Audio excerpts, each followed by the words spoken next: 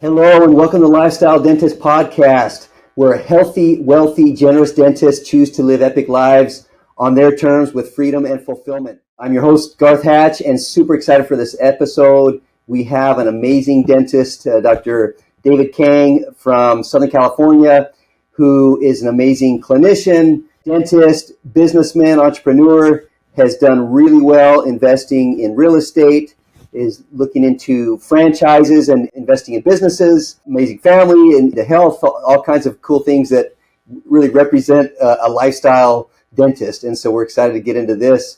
With all that said, thank you so much for being here, David. Yeah, thank you for having me. My pleasure. You're amazing. Well, just to get started, tell me a little bit about yourself. Where did you grow up? Who is David Kang?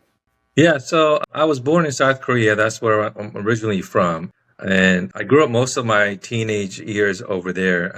But my dad ended up taking a position out here in U.S. back in 1992, and I moved to Dallas at that time. So, of course, I had to go through some cultural differences, language learnings, and all of that. And then I went through basically high school and part of undergrad in Texas at the time.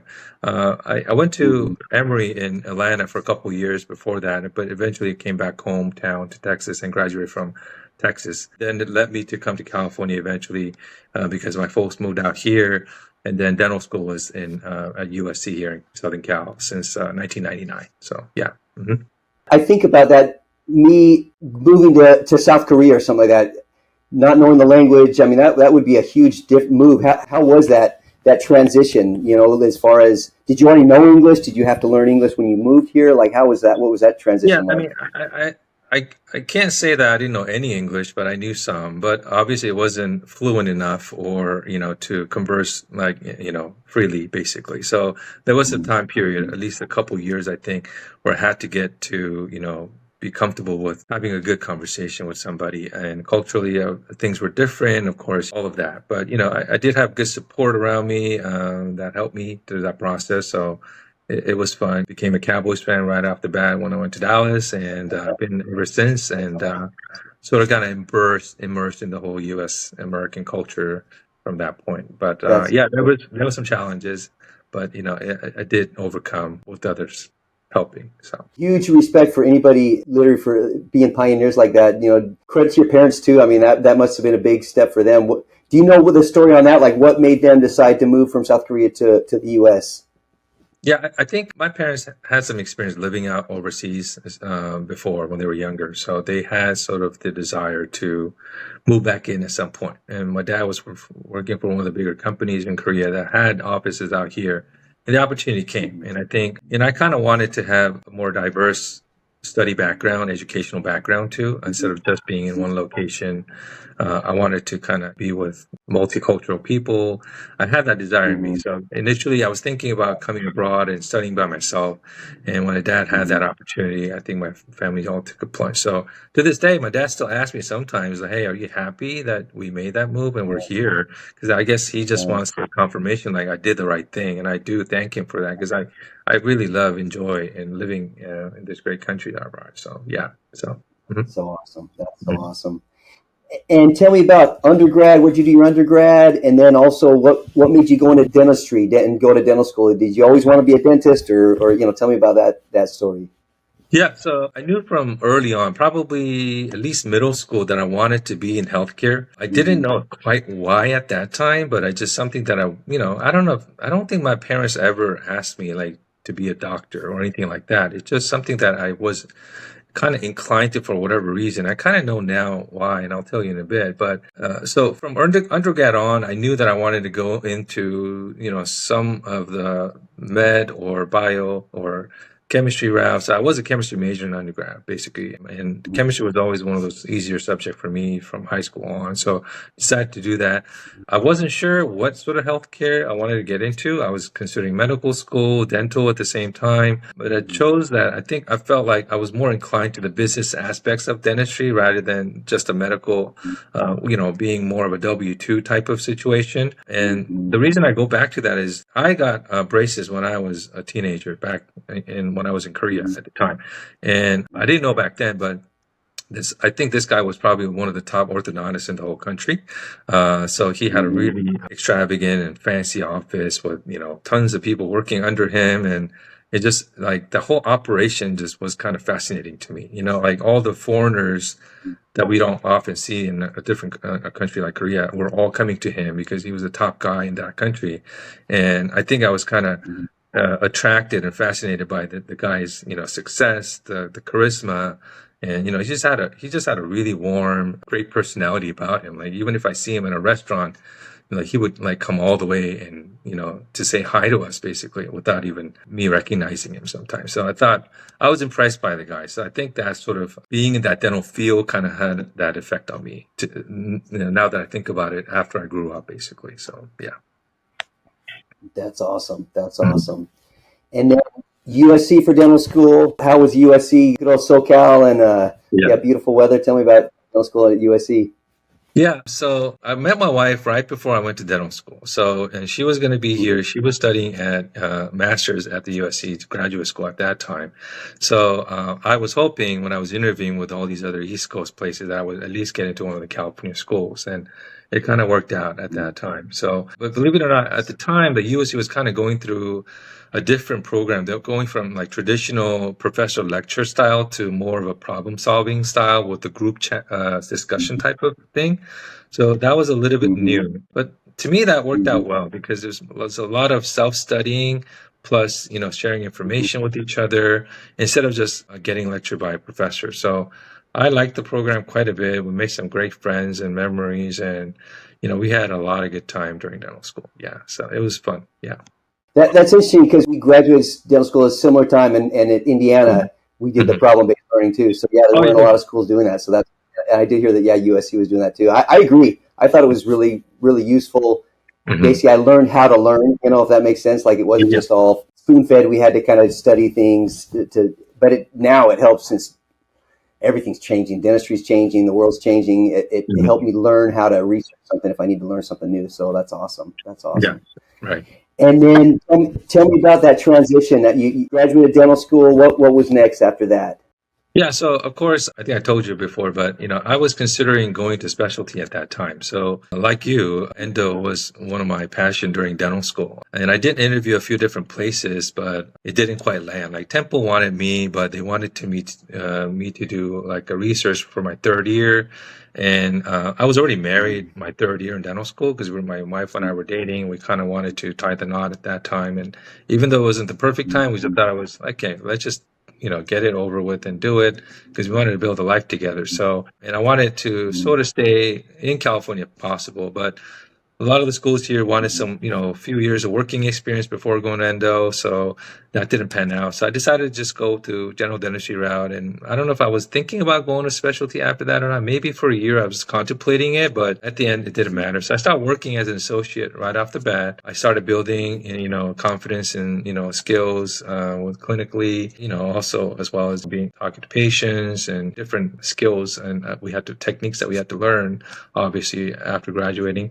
And then about maybe 6 months after graduating, I was already thinking about opening my own. So, and I was looking hard from that point on, and ended up opening my first one here in Orange County about a year after I graduated. So that's how it started. Yeah. Wow, that's brave. That's awesome. That good for you because I know a lot of dentists. They may be out 4, 5, 6 years wanting to do that, but still don't do that. That's a lot of courage on your part. How was that? What was that first practice like, and the journey to now where you're at now? Yeah, I think the first year of me opening that office was really fantastic. Everything went well. And then when I graduated was 2006 from dental school. So 2007 is when I first opened. A little bit after that, maybe a year later, is when subprime crisis happened. So business was slower. Obviously, the revenue was dropping at that point, and it was a bit of a harder time that I was going through at that time, basically. So I still was able to overcome all of that, but there was a lot of learning curve, not just the fact that I can do dentistry, but knowing how to do business as well. I had to learn something about marketing, had to learn something about how to open in the right places. So I went through a couple of different dental practices before I had landed up to the one that I have now. I always bought existing practices prior to this one right now. I learned about how the location of the place was important and all of those different things, kind of like the real estate, basically, in a way at that time. And then this current one that I have, we opened about 8 years ago, and that was a startup. I just fell in love with the location. It had so much potential, and we've been hitting home run from like literally day one, basically. So the current one is probably my most successful one, and that's why I have it still. And yeah, that's been my journey for dental right now. So That's awesome. And so with that first practice that you got, and I think you had more than one even, you had one or two before the one you're now, do you still have those or did you sell those or what was that transition like? yeah, first I had three before this current office right now, and those are also before opening here, basically. So when I actually signed the lease for this one, and we were going through constructions at the time that I was basically already looking for a buyer on that third one, basically at that time. So I had two at the same time I was running at that point. I had to get rid of both of them because I had to concentrate on this one at that time. The sale, did it work out okay? Did you get what you wanted out of it, or Yeah, was it a loss or a profit? How'd that work out? yeah, it wasn't a huge profit at that time, as everything was kind of on the slower end at that period of subprime. But I didn't lose anything. I think I gained at least a little bit of profit after paying the commission to the brokers. So it was easy to walk away from to do something better. So Yeah, Mhm.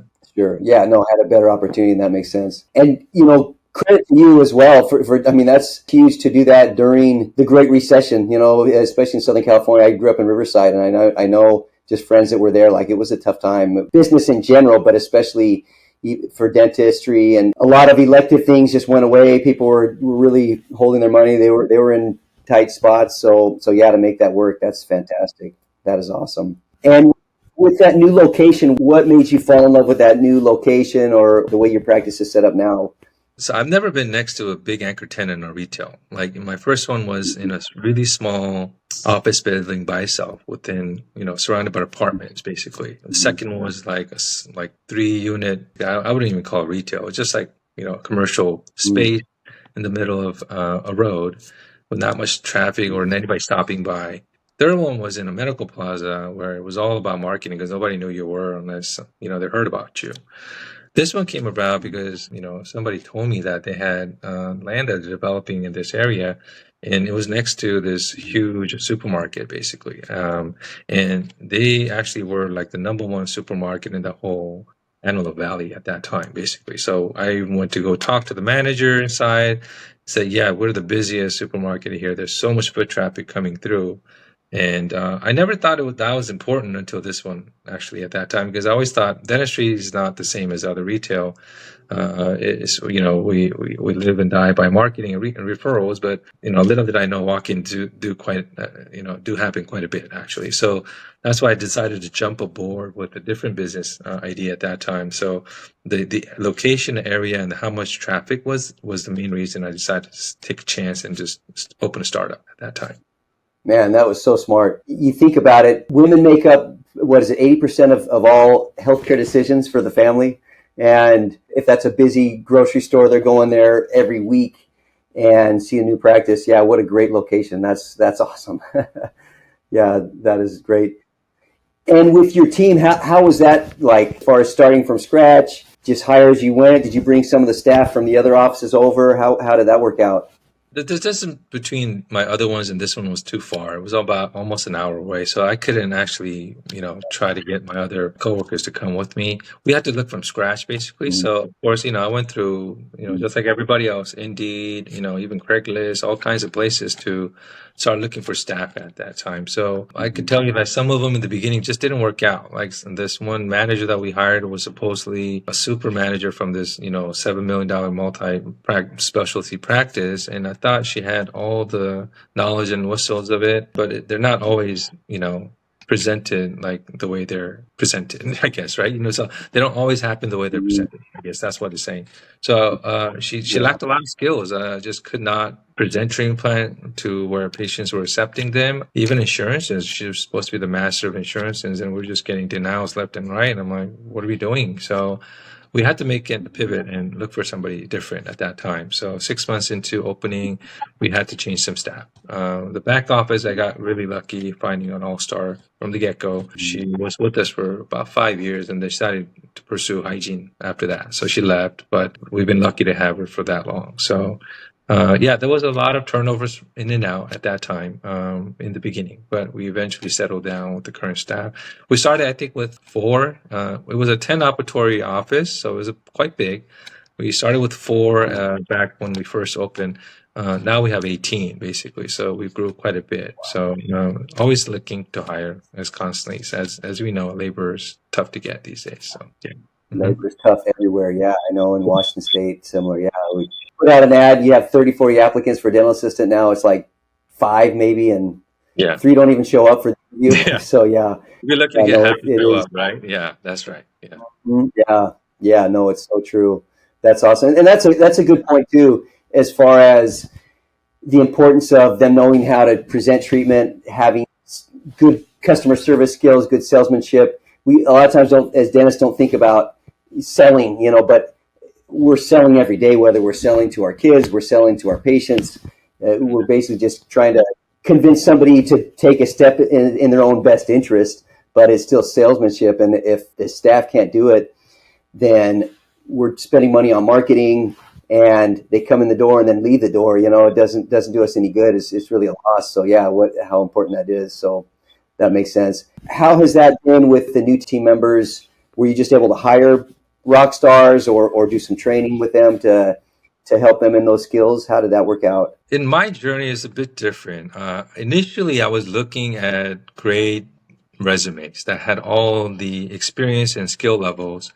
What I found out through a lot of it was they come in with a whole lot of baggage too, basically. Sometimes just because they have the experience and they did a certain way, they don't want to change, basically, is what I've noticed, basically. And a lot of people don't want to change is what most of this real situation, reality is. So we were originally looking at hiring people with experiences, and it just didn't work out, for multiple times, basically. So, and then we started to incorporate and look into incorporate externs from schools, like, dental training schools. And we, some great DAs that are hungry to learn, basically. So, and we started to train some of them and really just take under the wing and teach them all of what we want them to be able to do.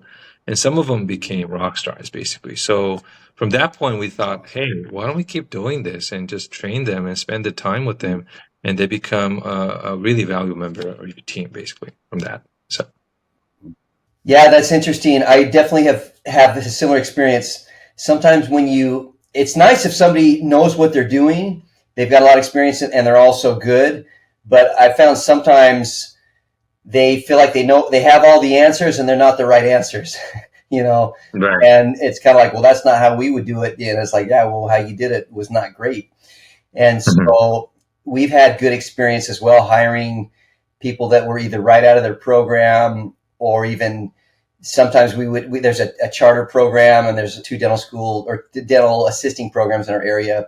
And we would hire them, even let them do their internship. And then we could kind of pick the best ones and just offer a job. So that's worked out well. And it seems like they're young, they're hungry, they want to learn, and if they're good, they can pick it up pretty quick. And so yeah, that's been nice, to be able to train that way.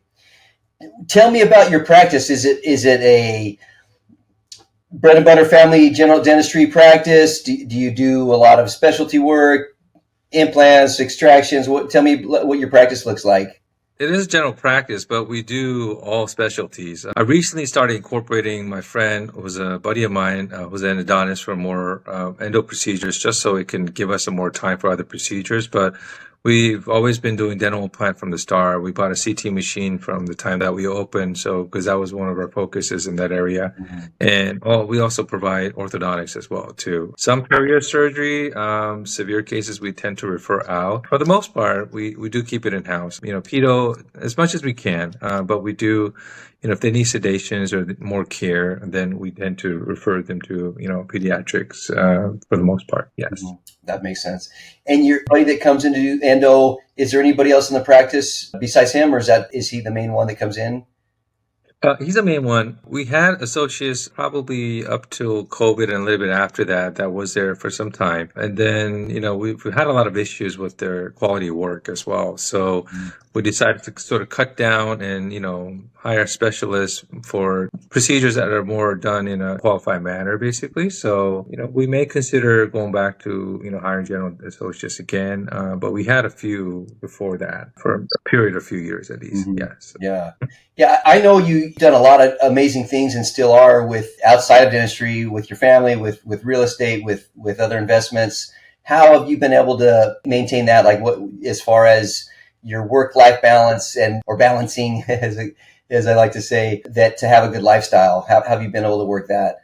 Yeah, and I'll talk a little bit more about my real estate journey a little bit later. But when my real estate passively was giving me enough income to kind of take time off from dentistry, that's when I went from working 5 days a week to, 2 days a week, basically. So I realized if I just cut down my days, and I do have a partner, he's there working the other 2 days or 3 days, whatever that is. Okay. But I was still working 5 days, and both of us were working 5 days because we were busy enough. But when we started hiring associates and things like that, it made more sense to hire somebody out, basically, to help us out during that process. So it didn't drop my income so much by hiring associates to replace that because real estate was replenishing that for me. So I think that's kind of what I learned about how, if you can, spend time creating an income stream, we call it horizontal income in GoBundance, right? So then it allows you the freedom to do other things that you want to do. And it might not be just more dentistry, but it could be different things as well. So, Yeah, no, that makes a lot of sense. And that is nice having a partner, whether it's a partner, associate, just somebody else where if you get sick, if you're going on vacation, your kids have a game, whatever it is, that you can be away from the practice, but still patients can be seen. That is really nice as far as yeah. from a lifestyle standpoint. So that makes a lot of sense. hmm And now with the real estate, tell me a little bit about your real estate journey, because I know that's been a big part of your passive income and things like that. How did that begin, and did you always want to invest in real estate, or what was that process like?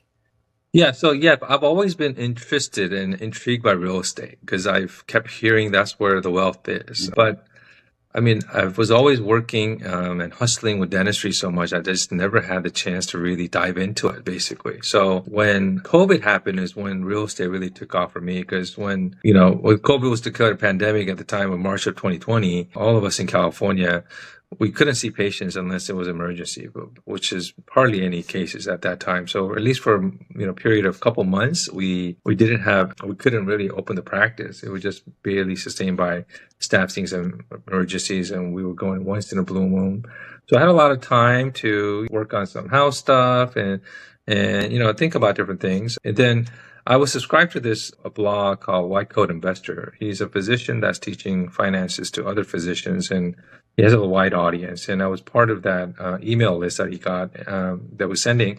And there was a promotion for a real estate taught by another physician, basically. And it wasn't a whole lot of cost. I was bored to death at home. I wanted to learn something new. So it was a perfect timing, basically. So I said, let's just dive into it. And I got my buddy to join me too, so we can kind of learn it together and talk about it. And we kind of drove right in. So that became my real estate start, basically. So it was a good introductory course that taught me the basics of real estate and how to network with realtors and lenders and all these different aspects of it. And that's what got me started in real estate. That's awesome. That's awesome. Tell me about your first deal, how that came about, and then how you progressively got in other deals with time. during that course, we had a lot of people in the Facebook community that was basically communicating with each other quite a bit, and a bit of a competition happened where who's going to buy the first thing first, and even some of us were in the same market, basically bidding for the same things. So my very first deal, the course was geared towards buying small multifamily units, basically, mainly 3, 4 units, maybe even duplexes, but not single family homes because they're just more cash flow on multi-unit, places, basically. So I grew up in Dallas, as I told you. So I picked Dallas to be my market, and I connected with a realtor there right away. And I basically started buying within a month of me starting that course. This was July of 2020, by the way. And I dragged my wife to go see this property. She did not want to go because nobody wanted to fly during that time because of COVID at that time. And everybody thought I was nuts to buy real estate.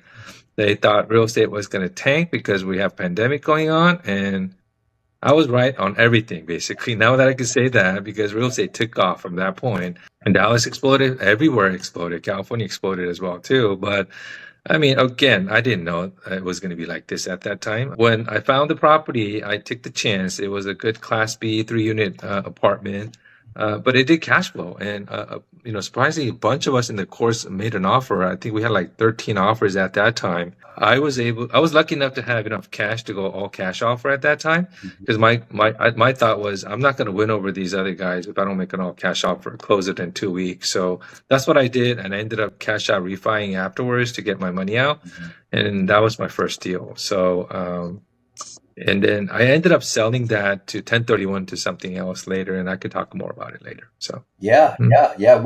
So that was the first one. What was this? Was the second one that you 1031 exchanged, or what was the next one?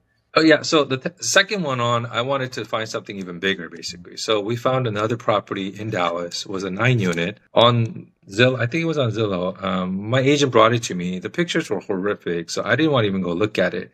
But when I was visiting Dallas to buy that 3 unit, he told me, you need to go see this. Just go see it, because the location just can't be beat. And I was like, okay. So I reluctantly went to go look at it. And of course, the place is a 1960 building, needs a lot of work.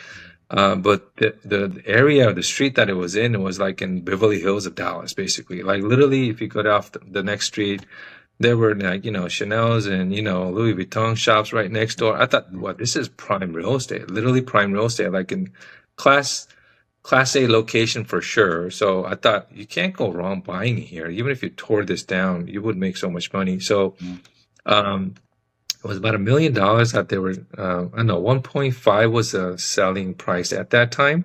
So the original guys who bought it were 5 older gentlemen, and they wanted to buy that old building to tear it down completely and build like a 6 luxury unit condo, basically, and eventually turn that into like $1 million each, basically. So, but in the process of applying for permits and all these regulations, they got tired of it, basically. But they held it for 5 years. During that time, they never raised any rent, basically. So it's still 5 years ago rent with, people being on month to month.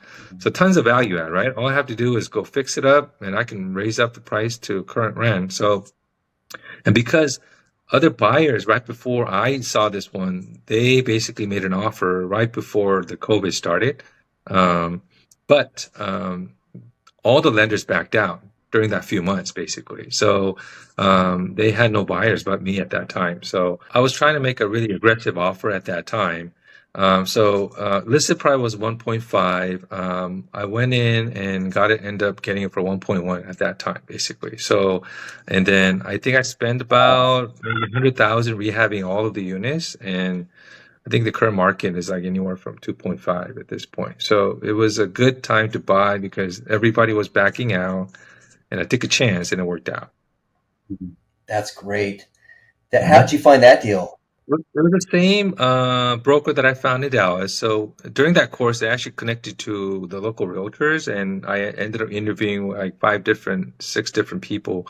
And I was constantly calling everybody and talking to everybody so I can get some deal flow coming. And this guy was pretty knowledgeable. He was in Bigger Pockets quite a bit. He was actually one of the original members of GoBundance too. He's no longer a member, but when he joined GoBundance, there was about 100 people, is what he said. He got out because it got a little too busy, but but he had he was a teacher. He had a lot of knowledge about how real estate works, and I just followed what he said, and I kind of trusted his instinct. And after verifying by myself, the numbers worked out. So that was how that second deal came about. Now, after that purchase, so during that whole time, I was connected to real estate tax attorneys, and one of the bigger reasons that I started real estate was because of tax advantages. Because I wanted to really save on income taxes for myself because I was paying so much at that time, and I was going heavily for reps at that point. But my CPA, and he's one of the top real estate CPAs in the nation, even after calculating as much stuff that I could possibly put in for hourlies, it was just not coming up to the rep status of 750 hours at that time. So, and then I heard from another guy in that course that he was pivoting to short-term rentals. And I realized that there was such a lower requirement for taking, active depreciation from that the short-term rental just made sense, and the cash flow was just amazing at that time. So, when he told me, he posted, I think, on Facebook, and I just literally called him and DM'd him right away. And I think I called him literally at 11 o'clock at night because he was available to talk, and we talked for 3 hours. And I was just blown away by how great short-term rental was, at least at that time, and just started diving into short-term rentals heavily at that time. Yeah. Mm-hmm. Mm-hmm. That's awesome. Yeah, several lessons in there. One, just the fact that you're actively looking is huge. A guy named Dolph DeRoos would say the deal of a decade comes along once a week. And his point was there's deals all the time. People are like, man, there's no deals. There's no deals if you're not looking. And it's true. You may have to look at 100 deals to find a deal, but if you're actively looking, they're out there. And also a lot of it is just connections, just relationships with brokers, real estate agents, wholesalers. Just the more relations you have, the more likely you're going to find a deal. And that's amazing, that deal you found there in Dallas. And yeah, and then also pivoting to short-term rentals, that feeling that was a good niche. How was that pivot to the short-term rentals? Oh, it was fantastic in the beginning. So once I found out about that, I started diving into that right away. The first property that I bought was in Destin, Florida. It was in a vacation market, and that's kind of what I wanted to focus on. I met a great realtor that was focusing on that area in Smokies. And as soon as I found that, most of them were bought on scene because I couldn't travel to so many different places during COVID. But I just trusted the instincts and, the videos that they provided to kind of make a decisions on whether this was the right purchase. So, first short-term rental that I purchased was in Destin, and I believe it was about 600,000 purchase price at that time. I got a little bit of a haircut from 620 at that time to negotiate that. It already came with the furniture. It was already a running property. I believe it was run by, one of the bigger property management company like Vacasa. It was doing like something like 50,000 a year in terms of revenue. And I went in and decided to buy that, and basically put in 60,000. It was a 10% down. Payments were really readily available during that time for short-term rentals. So I put 60,000 down and started renting it out. And boy, it did amazing. I think the first year of owning that, it was making something around 160,000 in gross revenue, basically. So I was able to go in, change everything, create the Airbnb listing, and I did all that myself. So that was a lot of work up front, but it worked out. And then that property, I did end up renovating a year later because it just needed a lot of work. It was an older property that had never been updated, and we were getting some complaints about, the price wasn't justifiable based on the condition of some parts. And I ended up fixing everything, and I did go see it finally after doing the renovation. It just wasn't to my standard, and I ended up listing and selling a year and a half later for 1.4, basically. So just owning it for about a year, I ended up cashing out like more than 800,000 actually. So with the income that I was making, and then that became a catalyst to go for bigger multifamily because I ended up buying a 54 unit in Alaska at that time for 1.25 million with that 800,000 that I profited. And after, fixing up and renovating, um, I think the valuation now is close to 7 million basically. So 60,000 became a big chunk of equity. And I think that's kind of how you pivot in real estate. Like you find good opportunities and they don't come all the time, but they do always come around. Like cycles always happen in real estate.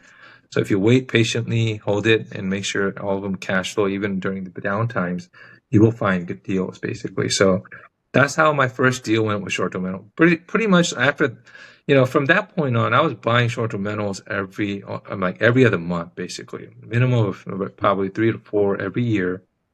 And Wow. I got properties in California, Florida, Alabama, Tennessee, North Carolina, all kinds of places, and I've been through about maybe 11 or 12 short-term rentals now, and sold two of them. So I currently have 10 at this point. So they're a good That's portfolio to have because I bought it when the prices were low and interest rates were low as well too. So I think that was a key because as they get competitive, the revenue is not as good as what it used to be. However, if you buy it at a good enough price, then cash flow is going to be there. So, yeah, that's awesome. Are you or your wife able to qualify as a real estate professional now? I mean, that's a lot of properties. You think you should be able to hit that number uh, as far as to maximize for I, taxes? I think I think we can. However, with the real estate professional, you can't count short-term rental hours because they're still active hours, basically. So they do go in different buckets. So in order to qualify for that, you still need a lot of passive bucket hours, which has to come from my long-term rental side, which is the 9 unit in Texas, 52 unit in Alaska, and I have several, single family homes in California that I do long-term rentals too. However, they don't require a whole lot of time because that property manager is running that for the most part. So if I Mhm. push it, I may be able to, but I'm not in that position. I haven't been needing to do that at this point, but I'm still closing on my last short-term rental again this year, and then might purchase another one. So that might be enough to maybe not require reps for me at this point. So we'll see how that works out. So. Yeah, I'm definitely not a CPA or a tax advisor, so don't take anything on that. But I would think talking to the right CPA, you could probably. I worked with Tom Wheelwright before when it was Provision at the time, and Mhm. he's got a really good book on tax free wealth by Tom Wheelwright. And one thing he would say is, if you want to change your tax, change your facts. Yeah. And so if you can Mhm. if you can change your facts, you can usually get that to qualify. And yeah, there's some good benefits, and possibly even this year the Right. 100% bonus depreciation may come back, which would be huge if that does make its way through That would be Congress and nice. everything. So Yeah. Mhm. yeah, so no, that's Great. that's that's fantastic. Mhm. Question on the managing. How are you managing all those properties, your short-term rentals? Are you doing it yourself, or do you have on-site property management? How are you working that? Yeah, so initially, I was doing most of it up to maybe property number 4 or 5. It was crazy. I was doing dentistry, trying to manage. I would literally be texting guests while I'm walking from one opportunity to the next, literally, like on the phone constantly. Somebody answers something, ask a question, I'll be answering them, and it would take a toll. And eventually got to a point where I just can't do this. It's just literally a full-time job now, basically. So I ended up looking into hiring a virtual assistant. So I Mhm. found a great person in the Philippines who speaks great English, has the whole knowledge about short-term rental. She was an Airbnb ambassador for 3 years, and before landing with me, so she had all the knowledge about how to provide a guest experience for them. So she basically became part of my team since 2022 and been helping me throughout. Like I remember in 2022 when COVID was kind of dying, I traveled to Asia for like 6 weeks, and I was kind of nervous because that was like the peak time of the summer rentals, and she just handled everything perfectly. I don't think we got any bad reviews. Everybody was happy with the listing. So it was a really liberating experience to like not have to worry, and she was taking care of everything. So these days I hardly do any management at all for short-term rental. She's handling most of all. I basically pay the bills. making sure supplies are there, and I order them if I need to. But she's taking care of all the guest experience. The vendor communications are all with her, not with me. So very passive now. So That's amazing. That's amazing. Just for people not familiar with VAs and what's a monthly expense or what does it cost to have a virtual assistant like that, a full-time virtual assistant that's in the Philippines? yeah, so it does vary depending on their experience and all of that. But just to give you a perspective of how widely, vastly different our wages are, when she was working for Airbnb as the manager role and the ambassador role, she was getting paid about $1.25 or 50 an hour. Okay, so that's just amazing. So when she started working with me, I believe we started offering her at about $3.50 an hour. Okay, at that time, which is still like peanuts compared to what we have to provide here. But it was almost more than double her salary at that time. So we've slowly increased it to where it's about $5 an hour now. She's still happy with it, but with the potential that she can earn more, basically. So, yeah, there's a whole lot of options are available outside US, and some of their customer service are excellent. Obviously, you have to screen through, but there's a lot of people looking for positions like this to help people in US, and because they can earn a lot more than what they can earn in their own countries, and they have some great work ethics as well. Mhm. Yeah, I couldn't agree more. I've had the best experience, and it took me a while. I always saw the vision of getting help, as far as if you don't have an assistant, then you are the assistant. In that, if Yeah. you're doing low dollar task, be that mowing your lawn, be that doing Mhm. all your charting, be that uh, Mhm.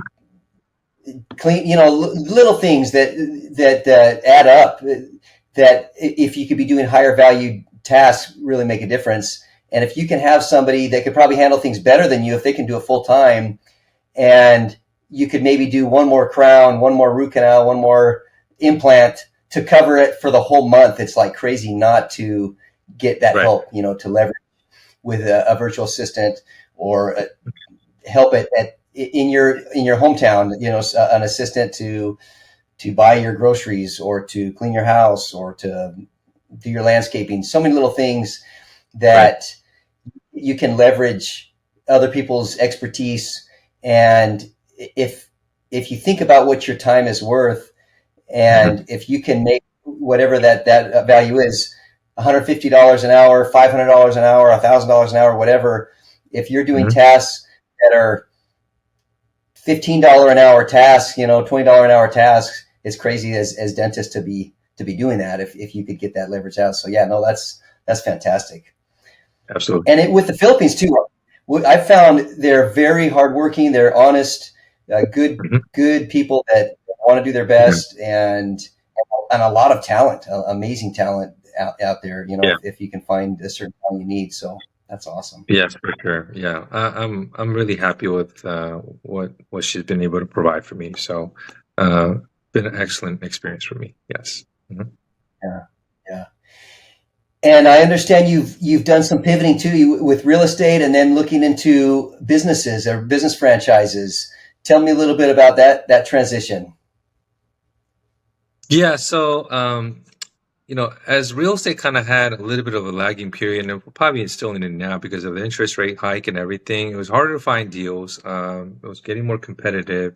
I wasn't buying as much properties as I once was, and the speed that I was doing as well too. So the deals just were harder to come by, basically. So I'm still doing real estate, but I just felt like I want to pivot to some different businesses besides that. And I kind of looked at a bunch of different ones. So um, one of the things that I wanted to look into, and it was kind of happened by accident. I was attending Tony Robbins, a UPW conference in Dallas in November of last year, and a friend of mine who was there, he was already looking into a franchise called Alloy. It's a personal training franchise that came out of Atlanta.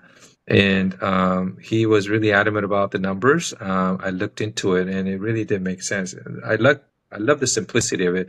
And I was looking for a business model that was similar to kind of like my short-term rental experience, where once I set it up and I get a good manager or VA into that, it could kind of self-run without me being involved so much, basically. So that kind of fit that model. Even the franchise model I was looking at was something that I wanted to look. I'm not quitting my dentistry to go work at a Subway store. That wasn't going to happen. But I wanted something that I can set up and it would just run, basically. So Aloe was my first experience and looking into that because I wanted something that was more, still more cash flow, still more passive income, besides real estate as well. And I feel like real estate, it's a great wealth building strategy, but they're not the number one cash flowing, building probably, industry for you. It takes time for real estate to build wealth. And just like anything, they go through corrections, they appreciate eventually at some point. And cash flows can change. Like they're multifamilies cash flows sometimes like $200-300 a month on one unit sometimes. So they're not significant to change your life, but it's an appreciable asset that eventually is going to keep on appreciating. So decades down the line, this could be worth a whole lot more than what you pay for. So it's a great investment vehicle, I still think, but it won't create the cash flow that you prefer want. So I was looking at franchise for that reasons. And then once I signed with Alloy on one of my locations in Orange County, and then somehow I stumbled into this other franchise called Game Day Main South. I'm actually wearing that shirt because I was talking to Game Day people all day today. But it's men's health clinic, and it piqued my interest because I was involved into and intrigued by that whole arena of men's health at that time. Um, I don't know if you knew or not, but when I went to Tony Robbins, I was just all of a sudden transformed into just finding my health again. I know you went through some crazy health transformation. I Yes. was blown away, and Mhm. that was one of my major goal coming out of it. Family goal was a big part of it, but health goal was probably way up there too. So since November of that last year till now, I lost 50 pounds basically, and I'm working out 4 to 5 times a week. And I was already into this whole mindset of fit and health, and not just living long, but like living healthy and a quality of life as well too. So when Men's Health came along, their main services are testosterone replacement therapy, treating EDs and weight loss. So basically making sure any men who are struggling with their health issues to feel like optimal, throughout their life, basically. So I felt really compelled and compassionate and passionate about like that sort of industry. So I drove right into it. So a partner of mine, he's a physician in New York. We were actually purchasing 8 territories there. So we're looking to open 2 right now. And we're going to go into that territory. I couldn't find anything in California because it was already all sold at that time. So I had to pivot to East Coast. But it's an exciting time. I just realized that there was so much work to do when you go from dentistry to real estate to different franchises, even from personal training franchise to a men's health franchise. But as an entrepreneur, this is the kind of stuff that excites you. Like it may be stressful at times, but that still is not enough to make you want to quit or go away. Because this kind of rebuilding process is what makes me alive, basically. So one of the things that I realized by attending Tony Robbins conference was it's not money that makes me happy and fulfilled. And then because we keep looking and moving the goalpost, but then once you reach that goalpost, you realize like that wasn't it, because it might make you, possibly happy for a few months maybe, but eventually you go to the same thing, like that's not enough. That's not enough. So one of the pillars that he talked about as far as fulfillment was growth, basically. And I feel like when I'm learning something new to grow, whether it's a different industry or same industry, but you're doing something to grow daily, that's what makes me come alive, basically. So I think that's the reason why I do this. And somebody told me, like, if you're an entrepreneur and if you tell an entrepreneur not to, keep on building businesses, it's like telling, somebody like a dental professional to stop doing dentistry, basically. It's the same thing, basically. That's what entrepreneurs do. We like the challenges, we like to grow, and that's what fuels us and basically fulfills us. So yeah. That's huge. And that's, I think, very unique that there are a lot of dentists out there that they focus on their practice and can have successful practices, but I think very few really venture into other options. I mean, typically it's you have a dental practice, you have a 401k, and then that's it, and it's pretty impressive. I mean, just all the different fields and arenas you've been able to tackle and excel at and do well at. That's saying a lot. And I do agree.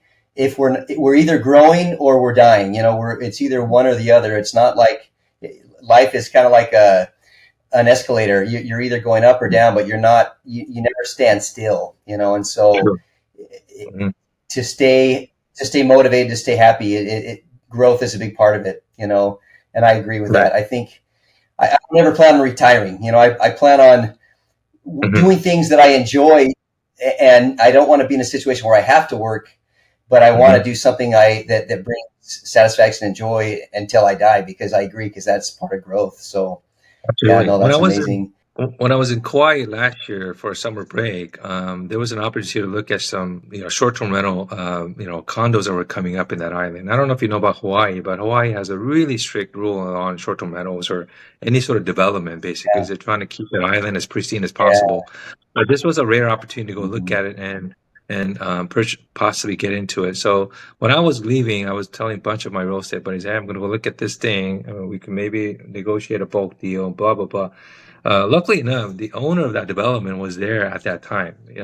He was actually in the island, even though he lives, I think, somewhere in Montana, or I forgot, maybe it was Washington. But, anyways, he was an 80-year-old guy still traveling everywhere to do business ventures, real estate ventures. He was developing in Big Island, and he started in Oahu. Now he's trying to get all these government people to be on his side in Kauai so he can do development. Is even getting into affordable housing out there as well. And I remember, like, he's 80 something years old. And I asked him, like, so no retirement? And he's like, overrated, So he's like, I'd rather be working. Yeah, I'd rather be working and doing that instead of playing golf and doing nothing. This is what excites me, keeps me alive. And I was like, yeah, you know what? That was like my model. Like, I was like, if I'm 80 years old, to have that kind of freedom and at least still, enjoy working, I think that would be amazing. So I think you hit right in the nail. So yeah. Yeah, that's so Mhm. true. That's so true. Back with the game day, and I know you have some non-disclosure, so you don't discuss anything you're not supposed to. But in general, what would something like that look like? You be that specifically for game day or another franchise. If somebody wanted to purchase a business like that, is it how much down? Is it easy to get loans on that? Kind of how would that look for somebody that might be interested in doing something like that? Yeah, so every franchise has a different, I guess, working capital or not working, like working capital to build up to that franchise. There are some franchise that you could probably purchase a territory. If it's like a service franchise, I even looked at a painting franchise. It's just service based, so there's no real estate involved. Those could be built as low as like 100,000 each territory, basically. So game day is somewhere around maybe 300 to 400,000 to build it out because you do need a location. So the good thing about that versus some of the other one is that you don't have to be in retail. You can go to office, medical plazas, and so they're a bit easier to find locations than some of the ones that you have to be in a Class A retail. I just learned about it, the retail situation through Alloy, because Alloy is one of the ones that you do want to be in a pretty decent retail locations, and it's a bit challenging to find. But prior to COVID, I think 2019, the retail, availability of these spaces were about 19% across the nation. We're down to 2 to 3%, basically. So they're really hard to get. Landlords know they have the upper hand, so they're not quick to respond to you. They hardly give you any TI funds because they can get anybody to come in that was willing to pay for the whole TI themselves.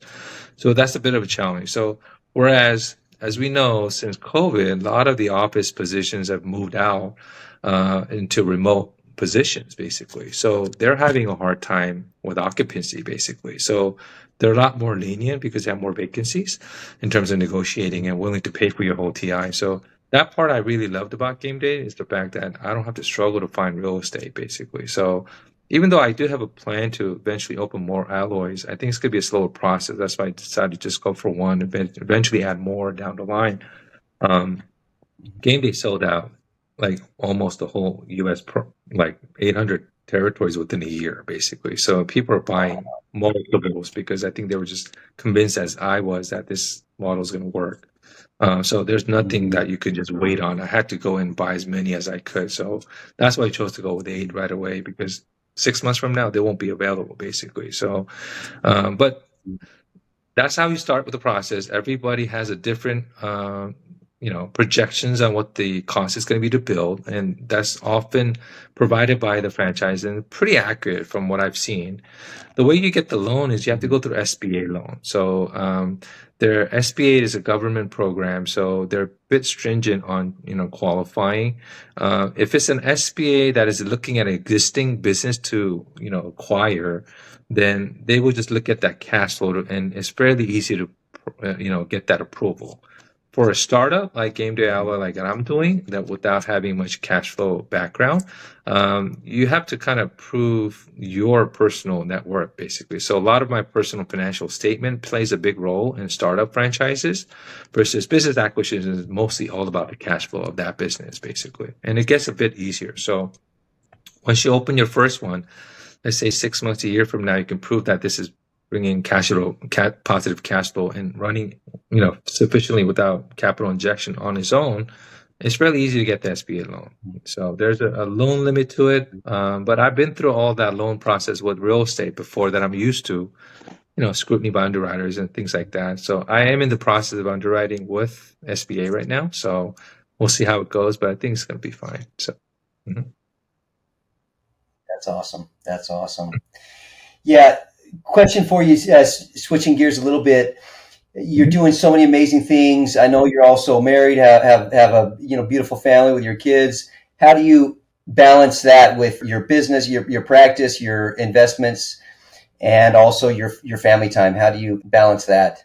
Is always a work in progress, right? So one of the reason I joined GoBundance was because, I think business wise, I was already passionate about keep on venturing into new things, but I needed something that's going to keep me in my head stable with my personal growth as well too, especially with my family and everything else that's going on. So, UPW kind of opened up my eyes on, hey, I still need to keep on growing, not just in business, but also in personal life as well too. So I wanted to join GoBundance with that goal in mind. And that I'm still learning, because I just literally just joined, January of this year was my first month, so I'm still a newbie in that area, and I'm learning from other guys who are implementing time blocks, or family board meeting and things like that. So right now I'm doing family board meeting for the most part, where basically I am scheduling my kids into a one-on-one time with me. Family board is, just to summarize, there's a book out there called Family Board Meeting, but if you don't have to buy, you can listen to my 2-minute, summary. But basically, you're scheduling one-on-one time with your kid every quarter. Okay, and the whole rule is simple: 4 hours of time. You do the activity that your kid chooses to do, whatever that is. Okay, and you go eat where your kid wants to go eat. And the last rule is no electronic for 4 hours, basically. Not a, So I started that with my son, and then things got a little bit hectic. I'm gonna recontinue that. My daughter has a date with me this weekend, and then my second son in May, and then my oldest one back in June, and then I do have a date night go with my wife. At least once a month. We are having a bit of a challenge with that, with 3 kids, and there's just so many things with kids schedule on the weekends that it's just hard to make a schedule. But I think being intentional and trying to fit them into your calendar first, and you stick with that, is a key. I think that's the key to balance. We can go to summer vacations all we want, but if the day-to-day thing doesn't happen, then I think the intimacy and the connection gets lost. So we're trying to build all of that as much as I can. But again, I'm not perfect at it. I'm still struggling with it. I am trying to do and learn more about it, and so I got ways to go. But that's how I started. Yeah. Yeah, no, that's all, and I can totally relate to that. I think two things that you said stuck out: intentionality, just being intentional about that time with your wife and your kids, and also scheduling. Because I've definitely found that I can't even remember who I heard it from, but essentially the idea was you can tell if you're being honest with yourself on your what you value. You know, like if you say, "Oh, my family's the most important thing," and they're like, "Okay, let me see your calendar." If there's Mhm. nothing on your calendar with your family, then really that's not the top priority. It's whatever Yeah. else it is. So I do think it is so important to schedule that, whether that's date night, vacation with your family, uh, just a daddy daughter date, you know, daddy son date, whatever.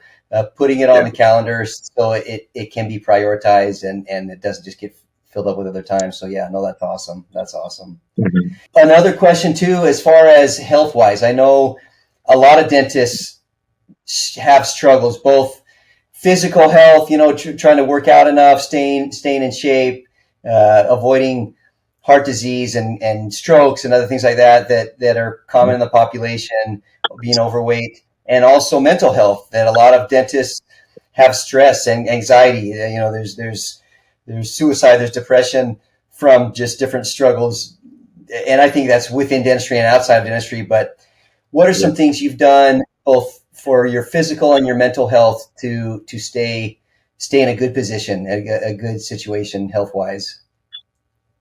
Yeah, so when I decided to take care of my health and, from Tony Robbins' UPW event, I immediately started to basically control my diet and, fitness basically. So I was probably eating whatever I wanted, anytime I wanted at that time. But prior to that, fast food, you name it, anything that was there, and just eating big proportions all the time. And late night snack was my, nemesis. Like that was like constantly my challenge of, not being able to stop that. So when I decided to just cut all of that off, it made a big difference on my health. Like basically decided like you don't need to have like two or three heavy meals every day. You can have one good meal, a light meal, and maybe skip it. So I've been starting intermittent fasting since then. So I do 16-hour intermittent fasting every day. And basically skipping breakfast, having a really light lunch and a good meal for dinner. And then, I do more of a keto diet as well with, limited carb, but more protein and, vegetables for the most part. So that's been helping me, staying not bloated and always heavy. Of course, working out at least 4 times, maybe sometimes even 5 times a week has been helping. And I've been doing the 10K steps every day as well. Did about 1 million steps in Q1 of this year. So that equates to about 11,000 steps a day, an average, basically. So when I'm in the office, I'm just walking around every operatory for no reason because I want to get my steps. So if you stand around, you're not going to reach that. You have to be intentional moving around for no reason just to get your steps. So I make the lunchtime quick where I just grab a meal, like something quick for 10 minutes, and rest of the time I'm walking around my whole office, like plaza, basically. So that's what's been helping me, lose the weight and feel better about it. And I realized, like, prior, like years ago, I would do this and lose it, and then gain right back because I got tired of doing it. But I realized it's not a one-time thing. This is something that you have to. This is a lifestyle change, basically. You don't go there because you get to your weight goal or whatnot. You constantly have to keep up with this thing, basically. So I think the mentality shift is huge. Being around other fit guys like yourself or other guys helped me quite a bit because then and you know how it is in Gobundus, there everybody is health conscious about it. Like when I was in Phoenix with you at the conference, I was surprised that like I didn't see a single soul at the bar open bar table. Like we were like nobody was drinking alcohol. Everybody was avoiding pasta but all the veggies and chicken breasts were gone basically. So I think being around people who are intentional about that helps you because it motivates you as well too. So I think that is a big part of it. So I think doing by yourself is tough. You do need accountability people that keeps you accountable and pushes you because it's easy to just fall back to our old habits but that's what helped me quite a bit. Yeah. As far as Yeah, mentality goes, Yeah, like I listen to as many podcasts as I possibly could while I'm walking during the morning times, driving as well. Those always give me a different perspective and things like that. I kind of stopped doing the Tony Robbins priming thing, but I kind of want to go back into it. But it's basically you're priming your mind every day for 10 minutes a day to think about three things that you're grateful for, three goals that you have. And that mindset of constantly doing that, I think eventually kind of changes your mind about your perspective because, the same thing can happen with a totally different result by how you perceive it, So, I think the Mhm. gratitude is an antidote for anything that we are not happy about. As that pretty much is what leads to happiness is when you're grateful about your family, your business, everything you have. We're all lucky to be here, basically. So I think that's what helped me get into that mindset back then too, as well. So I'm picking up little pieces here and there that will help me to keep on maintaining that. So we're learning that these tools well, it basically becomes something they can use when you fall, behind and things like that. So, yeah. Mhm. Yeah. No, that's huge. You hit on several things. One, just the power of masterminds and those you associate with. You're the average of the five people you hang out with, and that is so true. I mean, you're basically you who you surround yourself is who you become, and just being aware of that, and also having routines, having schedules, and continually positively feeding your mind, feeding your soul and your body with good things to make sure that you're watering your garden, even in your mind. So that's huge. Mhm. Yeah, sure. Just just to wrap things up, there's a lot of younger dentists out there struggling. They're just graduate from dental school and have a bunch of student loans. They're like, what do I get myself into? How can I get ahead? How can I become like Dr. Kang? What advice would you have for younger dentists that are up and coming and kind of the grind phase of dentistry? Yeah, I mean, I certainly made my mistakes too. So I definitely did not come to this over time. It took me decades to come to realization of what I want and how the direction I'm going as well.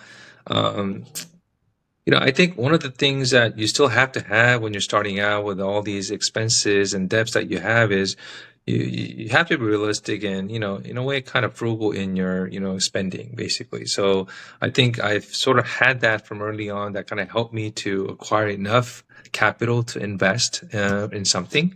Um, I wish I learned about real estate and all the other stuff early on. Like when the subprime happened, I didn't have the exposure at that time to, get a mentor to learn about real estate. That would have been even a better time to learn it rather than 2020. But everybody has an opportunity. Those do come every now and then. It won't be all the time. But if you're not ready, then you just can't pivot to that, basically. If I had no capital to invest at that time in 2020, I would not be here, basically. I mean, the luxury that we have as dentists is that and some of us definitely will go through some failures too, but we do have a pretty solid, stable, professional job, basically. So, I mean, I think it's worth taking a chance with our profession that we can always fall back and make good income, if things don't work out, basically. So, if there's something that you're interested, there's Facebook groups out there. Get involved, be active in it, ask questions. You're always going to find somebody who's willing to share more than what you're expecting. So that's what I did. When I started looking at real estate or even franchise or whatever that is, I started just DMing everybody I just didn't know. Like I didn't care they were going to think I was weird. I had no problem, asking you and just say, hey, can we connect? Can you get on the phone? Like I think you have to have that. You can't just sit back and wait for people to feed you. That won't happen for the most part. You have to go get it and just be mindful about your how you're spending in business and all of that. So the biggest thing with doctors and lawyers and our professionals are taxes. If we can save that, then you can use that taxes to invest and grow your wealth. And then get into communities that where you can grow your mind and in relationships and all of that. They're out there. If I knew about Tony Robbins when I was in my 30s, I think I would have a much healthier relationship, family or coworkers, whatever that is too. It takes a while for those things to come in and become part of you too. So earlier you learn about that and expose yourself, the better. But we don't want to be, in a cocoon of just, doing dentistry every day. That is gonna, you Mhm. know, you could get fulfillment out of it, but I don't think you will experience the full life of it, basically. So there's a whole lot of stuff out there that is available if you just look and look hard. Yeah. Mhm. Yeah. No, Mm. great point. Great point. Anything I didn't ask that I should have asked as a wrap up? Any final thoughts? I think you did cover quite a bit. I mean, there's not a whole lot left that I didn't think didn't disclose. So I mean, one of the things that if I want to share a little bit about my family is my second son. He's been diagnosed with autism for a long time, basically. So since he was 2, so that was one of the bigger challenges in my life, and that's kind of one of the reasons I wanted to look for passive income. Mhm. So I can have more time away from dentistry. Because, as you know, in dentistry, it's not like some of the other office jobs where we can just take in and out and take some time off and go home early and come, and move our schedules around. Our schedules are really tied to that whole patient schedules for the most part. We can't really free Mhm. ourselves from day-to-day things if you're really working in it. So um, that's become one of my main goal of helping out my wife and also with the kids as well too. So those kind of passive opportunities allow you to do those things, and for me, that's probably one of the goals that I want to keep building this passive income. I got to be careful though in trying to do too many things that I lose track on why I'm doing this in the first place. Sometimes you get lost in that whole rebuilding, like building mode, basically. But you got to take time to be intentional about the time and the why, basically. I think that's the key. You got to know the why and really remember the why before the how part, basically. So yeah, that's my last thing I could throw at you. Mm-hmm. That's awesome. That is Yeah. awesome. Thank you so much, David. That was amazing. Man, you shared so much gold to anyone, whether they're a dentist or not, but especially people in the dental field and those that are up and coming of what kind of options are out there and what can happen with intentionality, with the right mastermind, the right focus, the right mentors, what's possible. And you're an amazing example of that, and grateful to have you as a friend and on the podcast. So thank you so much. It was amazing. Yeah, thank you for having me. I had a great time sharing with you. I'm sure you have a wealth of wisdom that you can share as well too. So I'm really happy to connect and wish everybody the best. Yeah. Hey, thank you so much, David. Yeah, I look forward to having you participate more with the mastermind and lifestyle dentist. So awesome. Thanks so much, man. Have a great evening, and that's it. Thank you so much for joining us, and look forward to seeing you all soon. Take care. Take care, guys.